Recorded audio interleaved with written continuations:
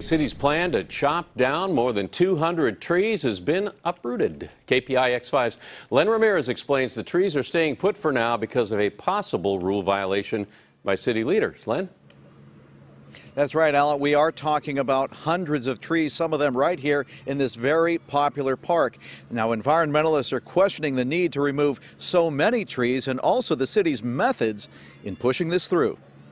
No one knows if any of the trees in these pictures are part of the 235 trees the city of Gilroy plans to chop down. 35 of them are supposed to be here in Christmas Hill Park, home of the Garlic Festival. But none that we saw appear to be marked in any way, which is a big part of the problem. At some point, somebody's got to get it and stop the insanity.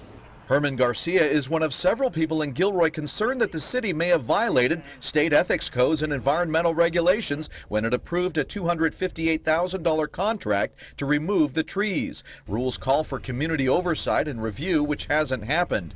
Garcia, the director of CHEER, which monitors and cleans up waterways like Uvis Creek, says Gilroy has a history of questionable environmental practices. I suspect it's, a supervisor in one or two of the departments that is just doing things on his own, and not complying with state or federal law on these environmental issues.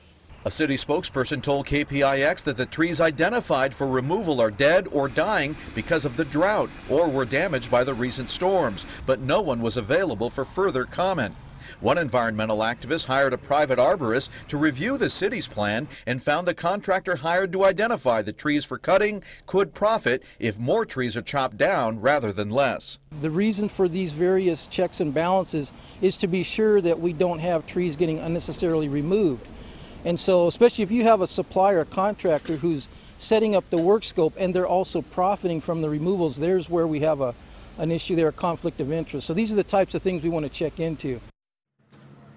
One of the activists has hired an attorney in San Francisco, an environmental attorney who has drafted a letter and sent it to the city, asking the city not to take any action until there is proper review. So far, that attorney says that the city has not responded. Reporting live in Gilroy, Len Ramirez, KPIX 5.